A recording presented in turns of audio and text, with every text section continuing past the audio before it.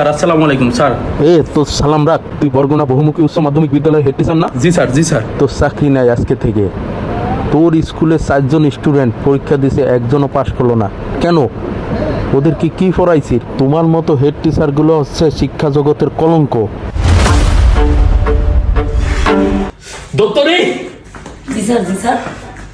Sir sir 2025 SSC পরীক্ষার্থী যারা ছিল জি স্যার। তাদের এক্ষুনি ডাক, জি স্যার, জি তাদের 1 মিনিটের ভিতরে স্কুলে হাজির কর। আচ্ছা আচ্ছা, জি স্যার। আসসালামু আলাইকুম স্যার। স্যার আমি আসছি।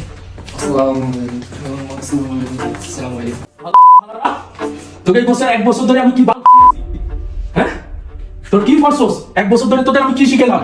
আজকে তোদের কারণে আমার চাকরি নাই, জন্য আমার পুরো মান সম্মান শেষ। অন্তত একটা পাস করলে তো আমার মান সম্মানটা বেঁচে থাকতো, আমি মুখটা মানুষকে দেখাইতে পারতাম। লাগে আমি কি শিখালাম কি? ওদিকে নওসন্দি নাসিমা মোল্লা কলেজে 320 জন পরীক্ষা দিয়েছে, 320 জন পাস করছে, আর আমার হালাল সারা 4টা স্টুডেন্ট একটা পাস করলে তো আমি আমার মান সম্মান বেঁচে থাকতো। হালাল গাঁজা করা, এই তো গাঁজা খাই না স্যার, আমি গাঁজা খাই না স্যার। একটা কথা কমু কি বল? স্যার, মারলে কি আমরা আই করবো? আমার কাছে একটা দুঃখ বোলার মতন জিনিস আছে, এই যে স্যার লেভেল খাইলে সব দুঃখ দেবো।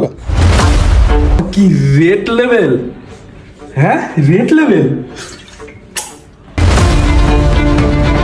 এই যে অলি তোরা আমার ছাত্র আজকে একটা কাজের মতো কাম করছি, এইটি হলো আসল কাজ।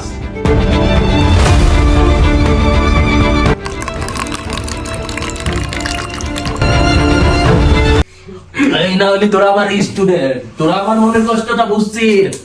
আমি চাই তোরা 10 বছর ফেল করবি, টানা এক ক্লাসে থাকবি, ঠিক আছে?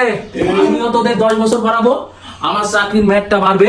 10 বছর জন্য আমি চাকরি করতে পারি। এই বেটা পাশ করে হবে কি জীবনে? গোবিন্দ্রনাথ ঠাকুর কি পাশ করছে? ও তো মূর্খ ছিল। ও তো এত বড় কবি হলো কিভাবে? ও বিশ্ব মেডেল পেলো কিভাবে? কোনো পড়ালেখা হবে না, খালি মাল খাবি আর এই টেনে খালি ফেল করবি।